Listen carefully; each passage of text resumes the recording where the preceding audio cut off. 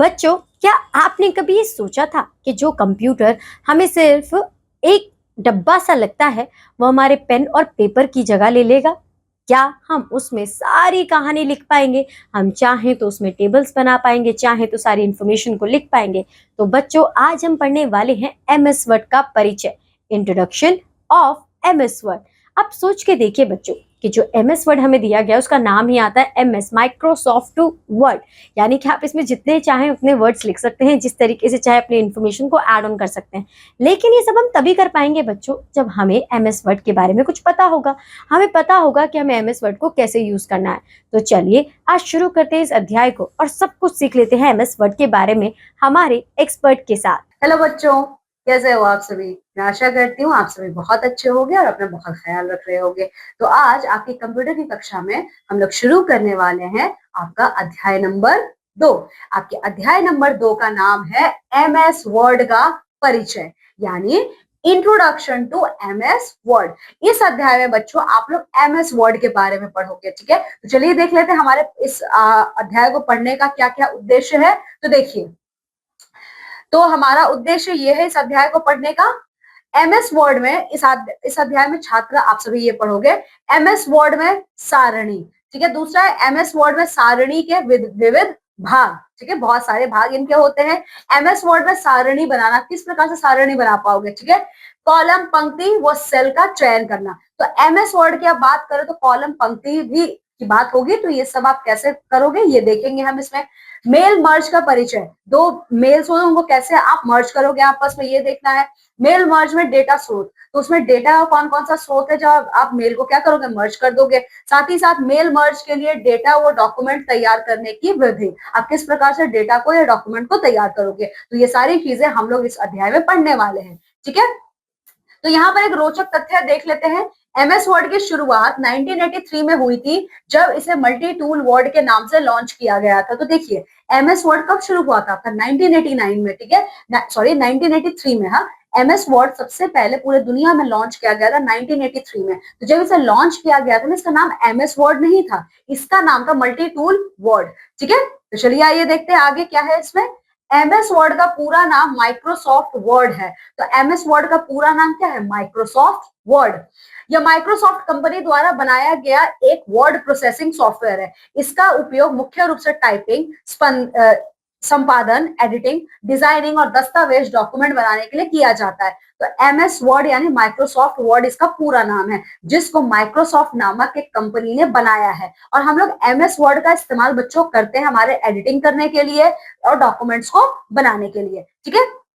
तो चलिए आइए बच्चों, सबसे पहले हम देख लेते हैं एमएस वर्ड में सारणी यानी टेबल इन एमएस वर्ड। हमारा एमएस वर्ड में बहुत सारे टेबल होते हैं, तो उनका क्या क्या नाम है और क्या क्या उसके कहते हैं ना इस्तेमाल है। तो आइए देखते हैं। तो चलिए बच्चों, हम देखते हैं टेबल इन एमएस वर्ड हमारा क्या है। देखिए एमएस वर्ड में सारणी क्षैतिज पंक्तियों एवं ऊर्ध्वाधर स्तंभों से बनती है, ठीक है। तो ये कौन कौन चीजों से बनती है, ये आपका क्षैतिज पंक्तियां होती हैं आपकी और ऊर्ध्वाधर स्तंभे होती हैं। इनको मिला के हम लोग टेबल बनाते हैं हमारे एमएस वर्ड में। जब पंक्ति और स्तंभ आपस में मिलते हैं तो सेल बनता है। तो जब आपका यही पंक्ति और स्तंभ दोनों मिलते हैं तो क्या बनता है हमारे एमएस वर्ड में, हमारे एमएस वर्ड में सेल बनता है, ठीक है। सेल में टेक्स्ट, नंबर अथवा ग्राफिक्स डाल सकते हैं। तो आप इस सेल में कौन कौन सी चीजें डाल सकते हो, इस सेल में आप लोग टेक्स्ट, नंबर और ग्राफिक्स इत्यादि डाल के अपना टेबल पूरा कर सकते हो। सेल के आकार और रूप को विविध प्रकार से आसानी से नियंत्रित किया जाता है। ये जो सेल होता है ना, आप इसका कोई भी आकार बदल सकते हो अपने हिसाब से, ठीक है। सारणी का प्रयोग, अब हम देख लेते हैं जो सारणी हमारी है ना, इस टेबल इसका क्या क्या उपयोग है। तो देखिए एमएस वर्ड में सारणी का उपयोग डेटा को व्यवस्थित करने के लिए किया जाता है। सारणी में गणना करना भी संभव है। तो सबसे पहला इसका इस्तेमाल क्यों करते हैं हम, टेबल का इस्तेमाल हम लोग करते हैं डेटा को अच्छे से रखने के लिए और साथ ही साथ इसमें कैलकुलेशन करने के लिए भी डेटा का, ठीक है। इसका प्रयोग टेक्स्ट और ग्राफिक्स को व्यवस्थित करने तथा डेटा प्रस्तुतिकरण के लिए भी किया जाता है। हमारे टेक्स्ट को, हमारे ग्राफिक्स को क्या करते हैं हम पूरा का पूरा अच्छे से रखने के लिए और साथ ही साथ किसी भी प्रकार का डेटा को अगर हमें किसी को दिखाना है, कहीं प्रेजेंट करना है तो उसके लिए करते हैं, ठीक है। अब एमएस वर्ड में सारणी के विविध भाग, different parts of table in MS word, ठीक है। तो बच्चों ये देखिए जो हमारा एमएस वर्ड है इसमें हमारे कई सारे भाग होते हैं, हमारे टेबल के कई सारे भाग हैं। तो कौन कौन सा है? तो पहला भाग है हमारा बॉर्डर तथा ग्रिड रेखाएं, बॉर्डर एंड ग्रिड लाइंस। तो सबसे पहले हमारे जो टेबल है एमएस वर्ड में, इसमें सबसे पहले बच्चों आता है हमारा बॉर्डर और ग्रिड लाइंस। ये क्या होती है? देखिए एमएस वर्ड में सारणी के अंतर्गत पूर्व निर्धारित बाय डिफॉल्ट काले बिंदु, एकल रेखा, मोटी रेखा से निर्मित बॉर्डर प्रिंट किए जाते हैं। तो ये पहले से ही बाय डिफॉल्ट है, इसमें आप कुछ नहीं करोगे, ये पहले से कंप्यूटर में है।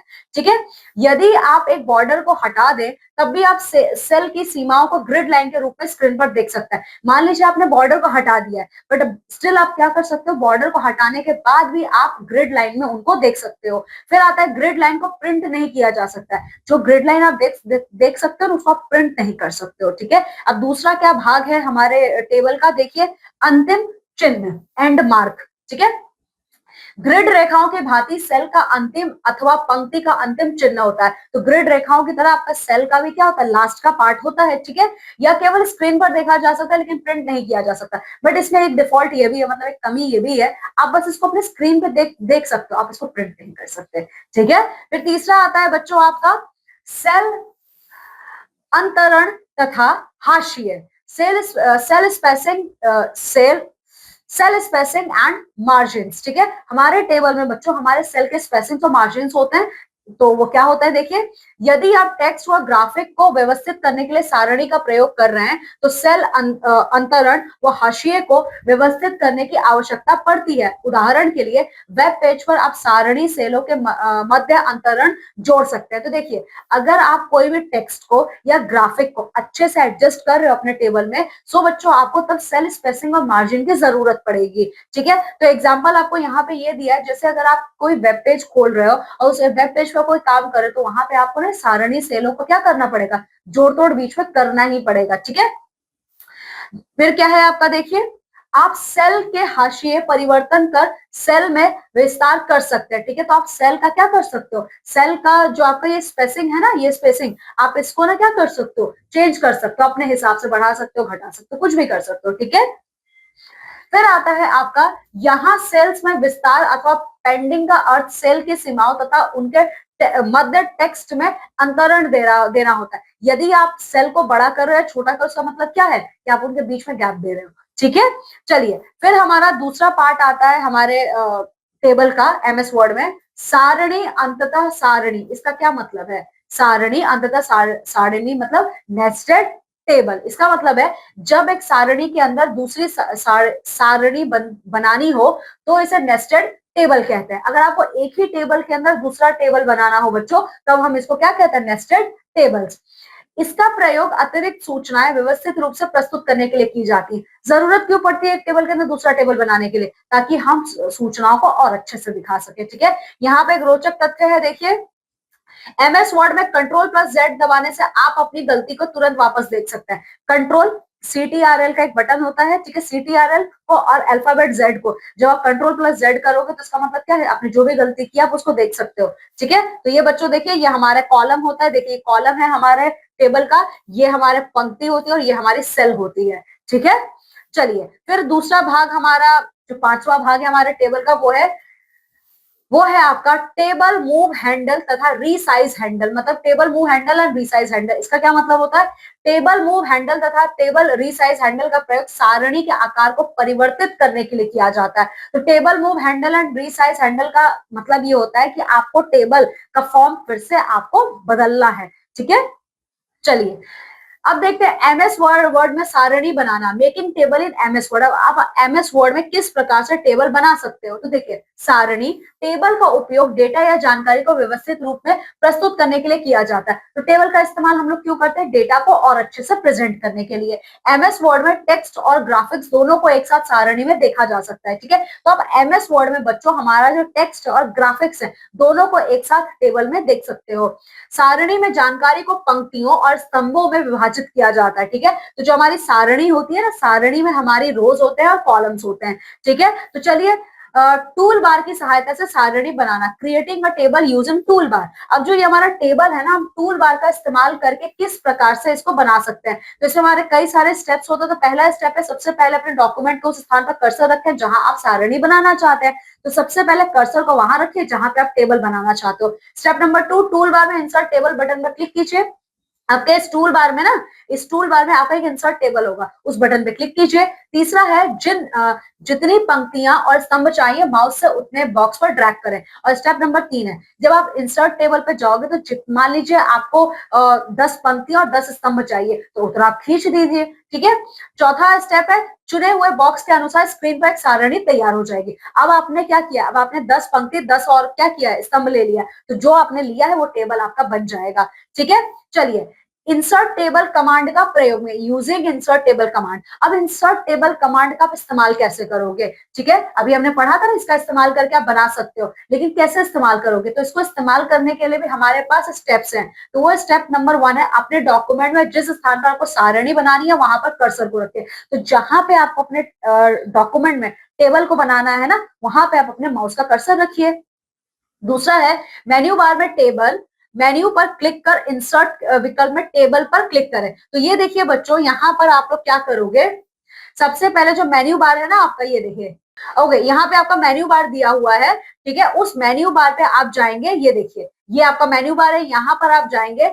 आप मेन्यू बार में जाने के बाद टेबल आपको मिलेगा, आप मेन्यू बार पे क्लिक करोगे, आपको टेबल मिलेगा। टेबल के अंदर आप इस इंसर्ट पर जाओगे, इस इंसर्ट पे क्लिक करोगे तो आपको ये टेबल मिलेगा। तो आपको क्या करना है, क्लिक करना है उस पर। ठीक है, यानी मेन्यू बार में जाना, मेन्यू बार में जाने के बाद टेबल मिलेगा, टेबल के बाद इंसर्ट पे क्लिक करना, इंसर्ट पे क्लिक करने के बाद टेबल पे क्लिक करना। ठीक है, इसके आगे क्या करना है, चलिए देखिए। प्रस्तुत डायलॉग बॉक्स में कॉलमों व पंक्तियों की संख्या निश्चित करने के बाद बटन ओके पर क्लिक करें, आपकी सारणी बन जाएगी। ठीक है, इसके बाद बच्चों ये देखिए, जब आप ये करोगे ना तो आपको कितना कॉलम चाहिए, कितना रो चाहिए। ठीक है, मान लीजिए आपको 4 कॉलम चाहिए, 3 रो चाहिए। ये करने के बाद ओके पे क्लिक कर दीजिए, तो आपके पास 4 कॉलम और 3 रो का टेबल बनकर तैयार हो जाएगा। ठीक है। चलिए, फिर अब देखते हैं बच्चों, हमारा ड्रॉ टेबल मेन्यू से सारणी बनाना किस प्रकार से आप लोग बना सकते हो। Creating table using draw table menu, वो तो आपने इंसर्ट मेन्यू को इस्तेमाल करके बनाया। अब आप लोग ड्रॉ टेबल मेन्यू का इस्तेमाल करके टेबल कैसे बनाओगे। तो इसके लिए पहला स्टेप है, अपने डॉक्यूमेंट में जिस स्थान पर आपको सारणी बनानी है वहां पर कर्सर रखिए। आपको अपने डॉक्यूमेंट में जहां पे भी टेबल बनाना है, तो पहले तो आपको जगह चूज कर लीजिए। दूसरा है, टेबल मेन्यू पर क्लिक करने के बाद ड्रॉ टेबल सब मेन्यू को क्लिक कीजिए। ये टेबल मेन्यू पर जब आप क्लिक करोगे ना, तो यहाँ पे आपके पास ड्रॉ टेबल का ऑप्शन आएगा, आप उस पर क्लिक कीजिए।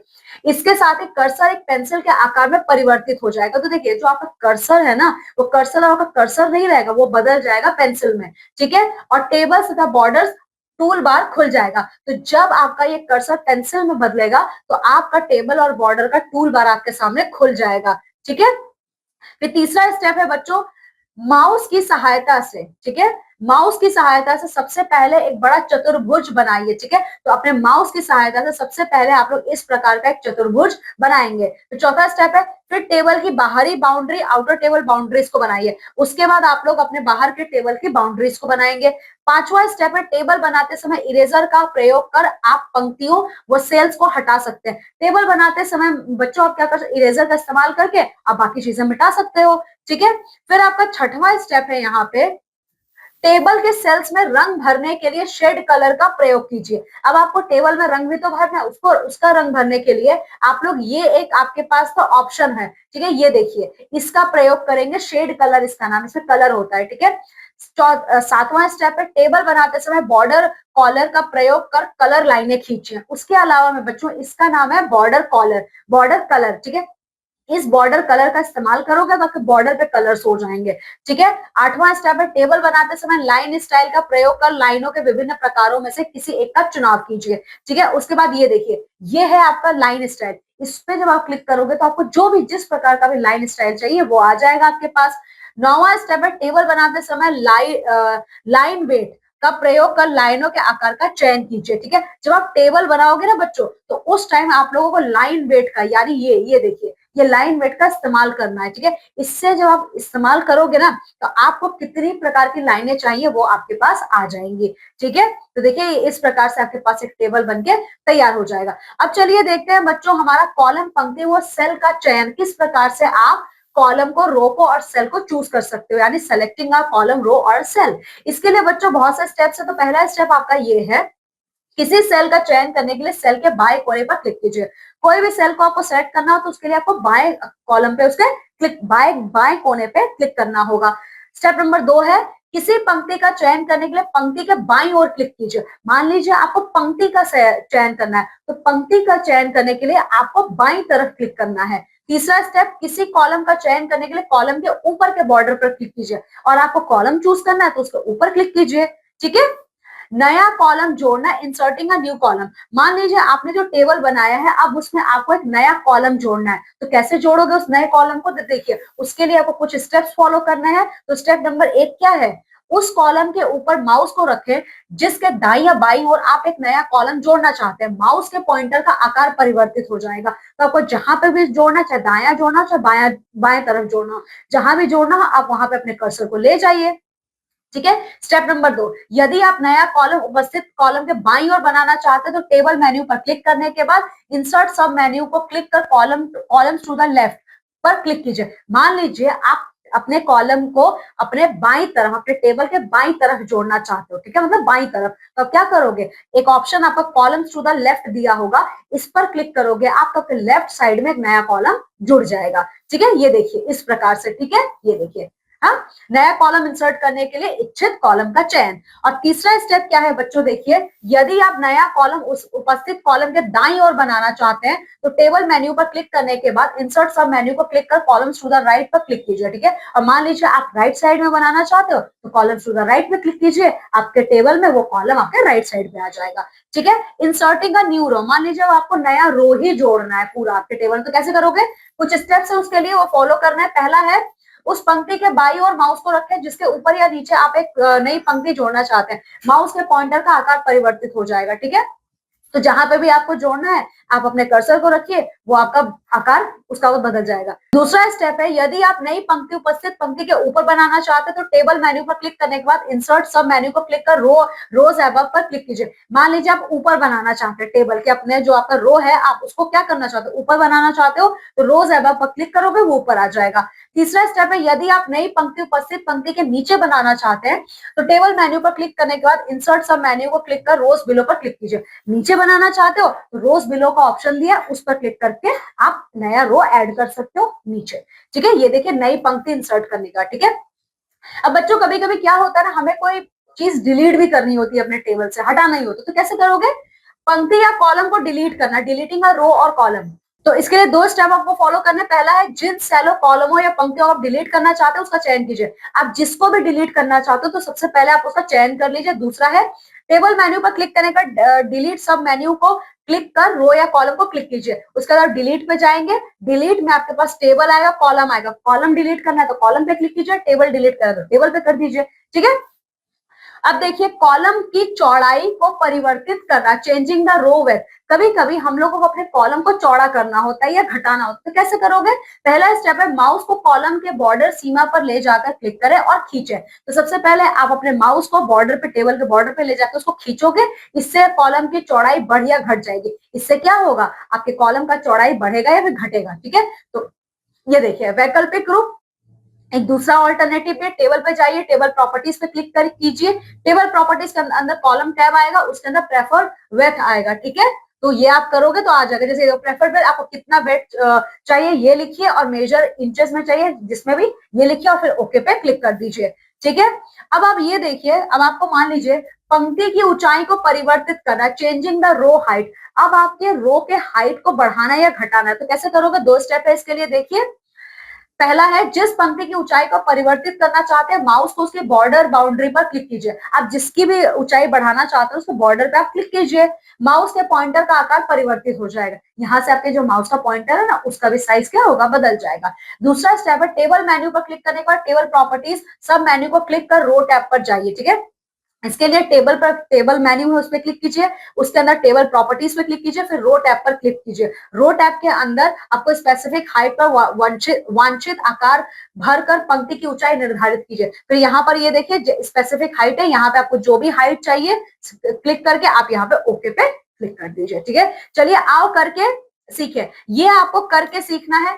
क्या है ये देखिए डॉक्यूमेंट डिटेक्टिव, क्या है ये देखिए विधि, ये आप लोग करोगे, ठीक है। इसमें आपको क्या करना है, छात्रों को एक एमएस वर्ड डॉक्यूमेंट है जिसमें कुछ स्पेलिंग मिस्टेक, गलत असाइनमेंट, मिसिंग हेडिंग, फॉर्मेटिंग में गड़बड़ हो, छात्रों को डिटेक्टिव बनकर उन गलतियों को खोजकर ठीक करना, आपको ये सब सही करना। तो कैसे करोगे, सीखें। इससे आप क्या सीखोगे, वर्तनी जांच, स्पेल चेक, शीर्षक स्वरूपण, हेडिंग फॉर्मेटिंग सीखोगे, वर्ड समीक्षा उपकरण, वर्ड रिव्यू टूल्स का ज्ञान प्राप्त करेंगे, ठीक है। तो चलिए अब देखते हैं बच्चों, मान लीजिए अब हम लोगों को दो मेल्स को मर्ज करना है, तो कैसे करोगे, मेल मर्ज का परिचय, इंट्रोडक्शन ऑफ मेल मर्ज, ठीक है। तो सबसे पहले देखिए मेल मर्ज आपका क्या होता है। मेल मर्ज का उपयोग पत्र, नियंत्रण पत्र, मेल मर्ज का उपयोग पत्र, निमंत्रण पत्र, डाक सूची, लिफाफे आदि पर एक प्रकार की जानकारी को कई बार अलग अलग प्राप्तकर्ताओं को भेजने के लिए किया जाता है। मेल मर्ज का इस्तेमाल बच्चों हमारे लेटर भेजने के लिए, किसी को इनविटेशन कार्ड भेजने के लिए या और बहुत सारी चीजों को करने के लिए यूज किया जाता है। यह प्रक्रिया डेटा को मुख्य दस्तावेज में मिलाकर व्यक्तिगत दस्तावेज को प्रिंट करने में मदद करती है। और ये जो आपका मेल मर्ज वाला प्रोसेस है ना, ये क्या करता है, जो आपका मेन डॉक्यूमेंट है, इस मेन डॉक्यूमेंट को पर्सनल डॉक्यूमेंट से मर्ज करके ये क्या करता है, उसमें ये काम करता है, ठीक है। तो चलिए देख लेते हैं बच्चों हमारा मेन डॉक्यूमेंट क्या है, यानी मुख्य दस्तावेज हमारा क्या है। देखिए यह वो फॉर्मेट होता है जिसमें पत्र, लिफाफा, सूची आदि का टेम्पलेट होता है, ठीक है। ये वो फॉर्मेट है जिसमें हमारे लेटर का, एनवेलप का और एक्सेट्रा का क्या होता है, टेम्पलेट दिया होता है। इसमें बार बार बदलने वाली जानकारी के लिए खाली स्थान होता है, और यहाँ पे खाली जगह भी दी होती है जिसको आप बार बार जब चाहे बदल सकते हो, ठीक है। फिर बारी आती है हमारे डेटा स्रोत की, डाटा सोर्सेस की। कौन कौन से हमारे डेटा के सोर्सेस, देखिए डेटा स्रोत वो सूची या तालिका है जिसमें नाम, पता, ईमेल, फोन नंबर आदि जानकारियां होती हैं। यह जानकारियां एक्सेल शीट, वर्ड तालिका या एसएस डेटाबेस में हो सकती है, ठीक है। तो ये बहुत सारे हमारे डेटा सूची के स्रोत हैं जिसमें आपका नाम, पता, ईमेल एक्सेट्रा रहता है, ठीक है। इसमें आप एक्सेल शीट, वर्ड तालिका या एसएस को देख सकते हो, ठीक है। उदाहरण यहाँ पर है, एक पत्र को 100 लोगों को भेजना है, पत्र में प्रिया नाम लिखा है, मेल मर्ज की मदद से नाम की जगह हर व्यक्ति का नाम स्वतः आ जाएगा। मान लीजिए एक पत्र आपको 100 लोगों को भेजना है, ठीक है, एक ही पत्र पर 100 लोगों को भेजना है, तो आप क्या करोगे, जब आप मर्ज करोगे तो प्रिया की जगह जितने लोगों को आप भेज रहे हो उन 100 लोगों का नाम अपने आप आ जाएगा। यहाँ पर एक रोचक तथ्य है, देखिए सिर्फ एक बार मेल मर्ज सेट करने के बाद हर वर्ष वही टेम्पलेट दोबारा उपयोग किया जा सकता है। ये बहुत ही रोचक तथ्य है, ठीक है। अब चलिए दूसरा देखते क्या है, प्रमुख दस्तावेज या विलय होने योग्य क्षेत्र मर्ज फील्ड प्रविष्ट करें। उसके बाद प्रमुख जो दस्तावेज है आपका, उसमें आप मर्ज फील्ड को एंटर कीजिए। यह क्षेत्र ऐसे स्थान है जो माइक्रोसॉफ्ट वर्ड को यह निर्देश देते हैं कि डेटा स्रोत में डाटा कहाँ प्रविष्ट करना है, ठीक है। ये आपको इंस्ट्रक्शन देते हैं कि डाटा सोर्सेज में डेटा कहाँ जाना है, ठीक है। इस टूल के प्रयोग से डॉक्यूमेंट को वर्ड की फाइल में बनाकर डेटा जैसे नाम, एड्रेस इत्यादि को किसी नॉन डॉक्यूमेंट में सेव किया जा सकता है, ठीक है। इस टूल का, मर्ज फील्ड टूल का इस्तेमाल करके बच्चों आप क्या कर सकते हो, जो वर्ड का आपका फाइल है ना, डॉक्यूमेंट जो वर्ड फाइल है आपका, आप इसको किसी भी डॉक्यूमेंट के तौर पे सेव कर सकते हो, ठीक है। इसके पश्चात एक निश्चित कमांड रन करने पर मेल मर्ज टूल प्रयुक्त डॉक्यूमेंट में नॉन डॉक्यूमेंट में से एक एक का डेटा उठाकर डॉक्यूमेंट में प्रस्तुत कर देता है, ठीक है। यहां से क्या होता है, देखिए आपके पास एक कहते हैं ना कन्फाइंड कमांड है, उस कन्फाइंड कमांड को जब आप रन करोगे तो ये जो मेल जो मर्ज फील्ड टूल है ना, ये क्या करता है, ये सारे डॉक्यूमेंट्स को नॉन डॉक्यूमेंट्स में से एक एक डेटा उठाकर आपके ये क्या करता है बच्चों, जो आपका यूज्ड डॉक्यूमेंट है, ठीक है, ये जो मर्ज फील्ड है ना, ये जो आपका यूज्ड डॉक्यूमेंट है, उसमें आपके नॉन डॉक्यूमेंट का एक एक डेटा उठा के फीड करता है, ठीक है। इस प्रकार मेल मर्ज के द्वारा एक डॉक्यूमेंट में से एक से अधिक डॉक्यूमेंट्स जिनमें विषय समान होते हैं परंतु विभिन्न एड्रेस तथा नाम होते हैं बनाए जा सकते हैं। इसी तरीके से जो आपका यूज्ड डॉक्यूमेंट है ना, यूज डॉक्यूमेंट और आपका जो नॉन डॉक्यूमेंट है, वहां से एक एक डेटा ये उठा के फीड करता है, इसीलिए आपका एक साथ काम हो जाएगा, ठीक है। चलिए इसके लिए डेटा सोर्स से प्रमुख दस्तावेज में डेटा मर्ज करें। इसके लिए आपको डेटा सोर्स से क्या करना होगा, मेन डेटा को मर्ज करना होगा। डेटा स्रोत से प्रत्येक पंक्ति एक पृथक पत्र, प्रपत्र, डाक सूची, लिफाफा अथवा सूची पत्र प्रस्तुत करेगा, ठीक है। हम इस संविलित मर्ज दस्तावेज को सीधे प्रिंटर अथवा ईमेल प्राप्तकर्ता या फैक्स द्वारा भेज सकते हैं। तो आप इनको कैसे कैसे भेज सकते हो, आप इसको ईमेल फैक्स के जरिए भेज सकते हो सबके पास, ठीक है। डेटा एक ही है पर नाम अलग अलग होकर सबके पास पहुंच गया, ठीक है। इसके अतिरिक्त हम इन संविलित दस्तावेजों, मर्ज डॉक्यूमेंट्स को पुनरावलोकन अथवा प्रिंट करने के लिए नए दस्तावेजों में भी एकत्रित कर सकते हैं, ठीक है। आप मर्ज डॉक्यूमेंट्स में भी इसको कलेक्ट कर सकते हो, ठीक है। एक मेल मर्ज डॉक्यूमेंट में प्रयुक्त होने वाले फील्ड को मर्ज फील्ड कहते हैं, ठीक है। तो एक आपके मर्ज डॉक्यूमेंट में जो डेटा आपका, एक मर्ज डॉक्यूमेंट में जो आपका फील्ड यूज हो रहा है, मतलब एक मर्ज डॉक्यूमेंट में जो आपका फील्ड यूज होता है उसका नाम है मर्ज फील्ड, ठीक है। यह फील्ड वो स्थान है जिसे आप डॉक्यूमेंट में प्रयुक्त करते हैं, ये वहां पे जहां पे आप डॉक्यूमेंट्स का यूज करते हो, ठीक है। एग्जांपल सिटी नेम इत्यादि। जब सिटी फील्ड में पेरिस स्टोर किया जाएगा तो मर्ज डॉक्यूमेंट में सिटी की जगह पेरिस लिखा जाएगा, ठीक है। तो चलिए बच्चों, अब देखिए data source in mail merge. हमारा मेल मर्ज में कौन कौन से डेटा सोर्स है देखिए। हम मेल मर्ज के लिए किसी भी प्रकार का डेटा प्रयोग कर सकते हैं। मेल को मर्ज करने के लिए बच्चों आप क्या कर सकते हो, कोई भी डेटा यूज कर सकते हो, जैसे वर्ड सारणी, वर्ड टेबल यूज कर सकते हो, एक्सेल वर्कशीट का इस्तेमाल कर सकते हो, माइक्रोसॉफ्ट एसएस डेटाबेस का इस्तेमाल कर सकते हो, या फिर टेक्स्ट फाइल का आप इस्तेमाल कर सकते हो, ठीक है। तो ये देखिए, ये आपका टेबल है, ये प्रकार है और ये विवरण है। वर्ड टेबल वर्ड की सादी तालिका है, एक्सेल शीट एक्सेल की स्प्रेडशीट है, SS database Microsoft SS database और सीएसवी फाइल सबका सामान्य डेटा फाइल है, ठीक है।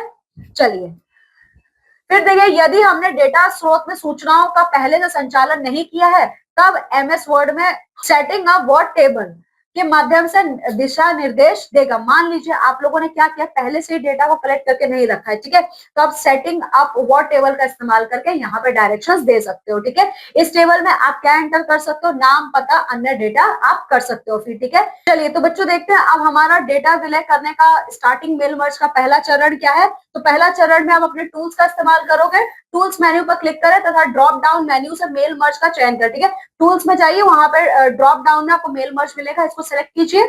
Then mail merge help window आपकी खुल जाएगी और इसकी मदद से मेल को मर्ज कर दीजिए, ठीक है। अब चलिए बच्चों, हम देखेंगे methods of creating data and documents for mail merge. अब मेल मर्ज करने के लिए आपके पास मेल तो होना चाहिए ना, कोई डॉक्यूमेंट होना चाहिए, तभी तो आप करोगे। तो कैसे करोगे देखिए। तो सबसे पहले बच्चों आपके पास आएगा ये टूल्स, ठीक है। तो सबसे पहले आप क्या करोगे, टूल्स पर क्लिक करोगे। टूल्स पे क्लिक करने के बाद लेटर्स और मेलिंग का चयन करते हुए, ठीक है, टूल्स में लेटर्स और मेल का आप क्या करोगे, सेलेक्ट करोगे। उसके बाद मेल मर्ज विजार्ड पे आप क्लिक करोगे। दूसरा है सेलेक्ट डॉक्यूमेंट टाइप्स में लेटर विकल्प चूज करें, ठीक है। उसके बाद आपके पास डॉक्यूमेंट टाइप का ऑप्शन है, उसमें आप लेटर्स को चूज करोगे, ठीक है, लेटर्स का विकल्प चूज करोगे। तीसरा, लेटर्स को चूज करने के बाद इसके पश्चात नेक्स्ट स्टार्टिंग डॉक्यूमेंट पर आप क्लिक करोगे। देन अब स्क्रीन पर दिए गए किसी एक का चयन कीजिए। अब आपके सामने जो स्क्रीन आएगी ना, उसमें से आप कोई भी एक सिलेक्ट कर लीजिए। तो कैसे करोगे देखिए, ये रहा आपका पहला स्टेप, क्या है, यूज द करंट डॉक्यूमेंट। मान लीजिए आपको करंट यानी जो आप जिस पर काम कर रहे हो उस डॉक्यूमेंट में काम कर, तो कैसे करोगे, उस समय खुले हुए डॉक्यूमेंट का चुनाव करने के लिए इस विकल्प का चयन कीजिए, ठीक है। तो जो आपके पास आपकी फाइल खुली हुई ना, आप उसी को चूज कर लीजिए, ठीक है। यहाँ पर एक रोचक तथ्य है, देखिए क्या है, आप टेबल में मौजूद किसी भी कॉलम या रो की चौड़ाई माउस से खींचकर मनचाहे आकार में बना सकते हैं, ठीक है। अब स्टेप नंबर 2 क्या है, select from the template. Template से कैसे चूज करोगे, तो ये है, किसी टेम्पलेट से डॉक्यूमेंट को शुरू करने के लिए इस विकल्प का चयन कीजिए। टेम्पलेट से आप अपने डॉक्यूमेंट को स्टार्ट करने के लिए इसको सेलेक्ट कर सकते हो, ठीक है। इसके पश्चात उस टेम्पलेट का चुनाव कीजिए, ठीक है। फिर तीसरा है बच्चों, हमारा तीसरा जो स्टेप हमारा है, स्टार्ट फ्रॉम एग्जिस्टिंग डॉक्यूमेंट।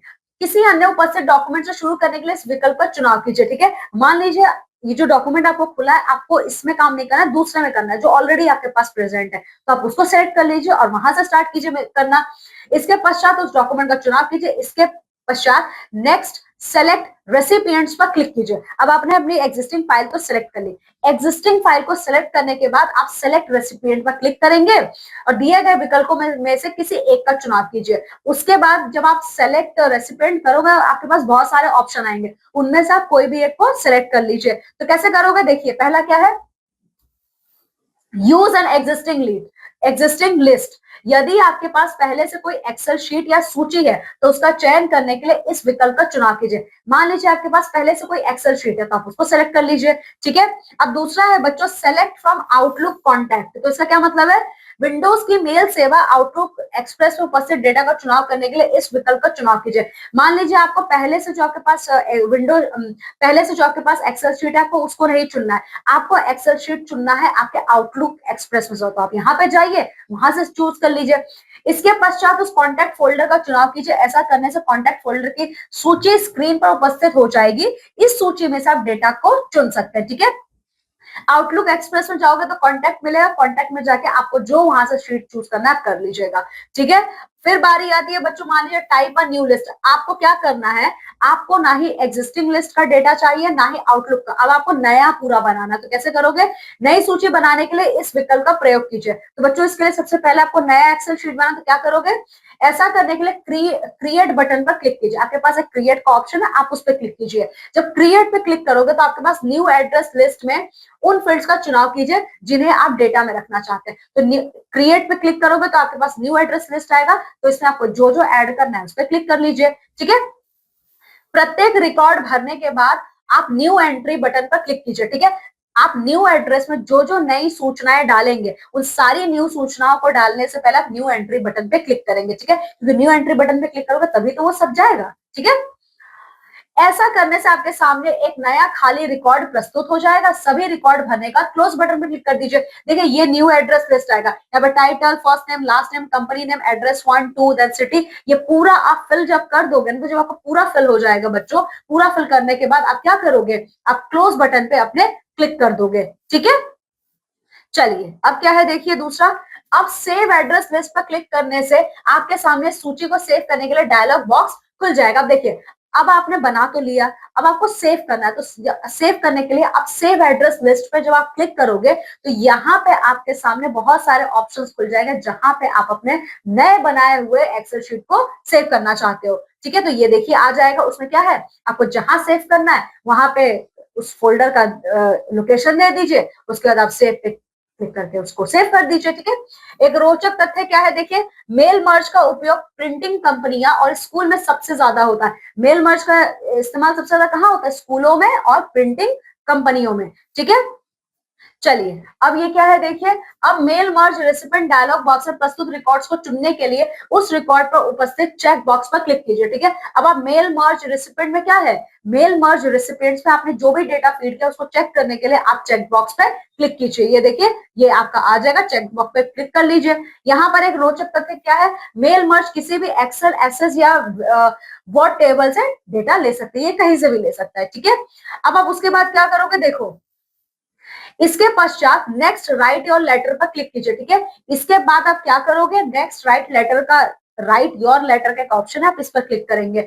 निम्न में से किसी एक का चयन कीजिए। तो जब आप इस पर क्लिक करोगे ना राइट योर लेटर, तो आपके पास इतने सारे ऑप्शन आ जाएंगे, इसमें से आप कोई भी एक चूज कर लीजिए। तो कौन कौन से आएंगे ऑप्शन देख लीजिए। यदि आपने डॉक्यूमेंट को तैयार नहीं किया तो उसमें इच्छित टेक्स्ट टाइप कीजिए। मान लीजिए अपना डॉक्यूमेंट अभी रेडी नहीं किया है, क्लिक तो कर दिया पर डॉक्यूमेंट रेडी नहीं है, तो डॉक्यूमेंट रेडी करने के लिए आप बहुत कुछ उसमें टाइप कर सकते हो। जैसे क्या है, पहला है डॉक्यूमेंट में मर्ज फील्ड इंसर्ट कीजिए। तो सबसे पहला मर्ज फील्ड इंसर्ट करोगे। ठीक है, मर्ज फील्ड यह फील्ड दो एरो क्रीज में ग्रीटिंग लाइंस उपस्थित होने पर भी अन्य टेक्स्ट से अलग ग्रे रंग में दिखाई देगा। ये इस तरीके से ग्रे कलर में दिखाई देगा, एग्जाम्पल सिटी नेम इत्यादि। ठीक है, फिर आपका दूसरा स्टेप क्या है, डॉक्यूमेंट के निर्माण तथा मर्ज फील्ड को उसमें जोड़ने के बाद आप उस डॉक्यूमेंट को किसी नाम से सेव कर लीजिए। ठीक है, डॉक्यूमेंट आपने बना लिया, नया आपने नया डॉक्यूमेंट बना लिया और उसमें नए डॉक्यूमेंट में आपने मर्ज फील्ड को जोड़ भी दिया है। तो अब आप इस फाइल को कहीं पे भी चाहिए अपने सिस्टम में सेव कर सकते हो। ठीक है, तो ये रहा देखिए। ठीक है, इसके बाद आप क्या करोगे, इसके पश्चात next preview of your letter पर क्लिक कीजिए। ठीक है, अब आपने क्या किया है, आपने अपने नया डॉक्यूमेंट में मर्ज फील्ड को जोड़ दिया है। इसके बाद आप क्लिक करोगे प्रीव्यू योर लेटर्स पे। ठीक है, तो ये जब आप क्लिक करोगे तो आपको दो स्टेप यहाँ पे फॉलो करने हैं। ये रहे आपके ये दोनों स्टेप्स जो आपको करने हैं। पहला स्टेप क्या दिया है आपका, सभी डॉक्यूमेंट्स को एक एक कर प्रीव्यू करने के लिए एरो बटनों पर प्रयोग कीजिए। प्रीव्यू करना है तो सब पे जा जाके आप क्लिक करेंगे। दूसरा है किसी एक डॉक्यूमेंट को सर्च करने के लिए फाइंड अ रेसिपिएंट पर क्लिक कीजिए। ऐसा कर आप फाइंड एंट्री डायलॉग बॉक्स में इच्छित रेसिपिएंट को सर्च कीजिए और सिलेक्ट कर लीजिए। ठीक है, तो डॉक्यूमेंट को सर्च करने के लिए आप फाइंड अ रेसिपिएंट में क्लिक करेंगे, फिर फाइंड एंट्री पे जाएंगे, रेसिपिएंट को सर्च करेंगे और वहां से सिलेक्ट कर लेंगे। ठीक है, चलिए फिर यहाँ के बाद आपको क्या कौन सा स्टेप फॉलो करना है देखिए, निम्न में से किसी एक का चयन कीजिए। जब आप फाइंड अ रेसिपिएंट पे क्लिक करके फाइंड एंट्री पे जाने का रेसिपिएंट पर जाएंगे तब आपके पास चुनाव करने के लिए बहुत सारे लिस्ट आ जाएंगे। तो आप क्या करोगे, मर्ज डॉक्यूमेंट को प्रिंट करने के लिए प्रिंट विकल्प पर क्लिक कीजिए। ठीक है, अब आपको डॉक्यूमेंट्स को क्या करना है, अपने प्रिंट करना है, तो प्रिंट करने के लिए प्रिंट पे अब आप क्लिक करेंगे। ठीक है, तो मर्ज टू प्रिंटर डायलॉग बॉक्स उपस्थित होने में, तो प्रिंट करने के लिए बच्चों आप जाएंगे मर्ज टू प्रिंटर। तो यहाँ पे आपको 2-3 स्टेप्स फॉलो करने हैं। तो वो कौन से स्टेप्स हैं देखिए, सभी मर्ज डॉक्यूमेंट्स को प्रिंट करने के लिए ऑल विकल्प का चयन कर ओके कर दीजिए। मान लीजिए आपको सारे डॉक्यूमेंट्स चूज करना है तो ऑल पे जाके ओके कर दीजिए तो सब चूज हो जाएगा। उपस्थित रिकॉर्ड के मर्ज डॉक्यूमेंट को प्रिंट करने के लिए करंट रिकॉर्ड विकल्प का चयन कर ओके बटन क्लिक कीजिए। ठीक है, मान लीजिए जो आपका भी प्रेजेंट वाला डॉक्यूमेंट है ना, इस पर करंट रिकॉर्ड पे जाइए और ओके पे क्लिक कर दीजिए तो करंट वाला प्रिंट हो जाएगा। डायलॉग बॉक्स में उपस्थित रिकॉर्ड रेंज के अनुसार रिकॉर्ड संख्या को फॉर्म 2 में टाइप कर ओके बटन क्लिक कर दीजिए। ठीक है, ओके चलिए अब देखते हैं क्या है अगला हमारा। देखिए, मर्ज डॉक्यूमेंट में किसी अन्य डॉक्यूमेंट में सेव करने हेतु save the merge letters for letter use विकल्प पर क्लिक कीजिए। मान लीजिए आपको मर्ज डॉक्यूमेंट को किसी और डॉक्यूमेंट में क्या करना है, सेव करना है, तो उसके लिए आप save the merge letter for letter use का ऑप्शन सिलेक्ट करेंगे। ठीक है, merge to new document dialog box उपस्थित होने पर सभी मर्ज डॉक्यूमेंट्स को अन्य डॉक्यूमेंट में सेव करने हेतु ऑल विकल्प का चयन कर ओके बटन पर क्लिक कीजिए। ठीक है, चलिए फिर उसके बाद आपको क्या करना है, उपस्थित रिकॉर्ड के मर्ज डॉक्यूमेंट को अन्य डॉक्यूमेंट में सेव करने तो करंट रिकॉर्ड विकल्प का चयन करें, ओके पर क्लिक कीजिए। मान लीजिए आपके पास जो अभी प्रेजेंट वाला का रिकॉर्ड है उसे आप अन्य डॉक्यूमेंट में सेव करना चाहते हो तो उसके लिए आप करंट रिकॉर्ड पे जाएंगे, ओके पे क्लिक करेंगे तो वो सेव हो जाएगा दूसरे में।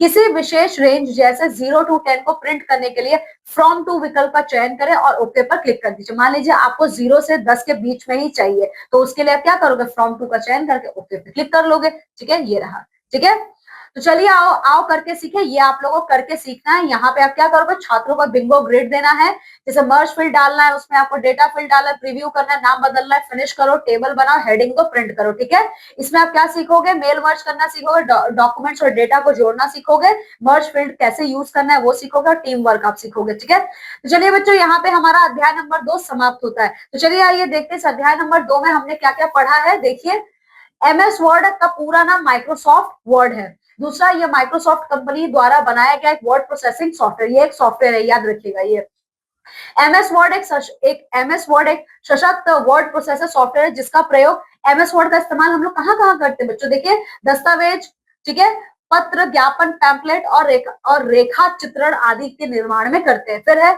MS वर्ड में सारणी क्षैतिज पंक्तियों और ऊर्ध्वाधर स्तंभों से बनती है। ठीक है, टेबल का प्रयोग डेटा को प्रदर्शित करने के लिए किया जाता है। टेबल का इस्तेमाल हम कहाँ करते हैं, डेटा को दिखाने के लिए।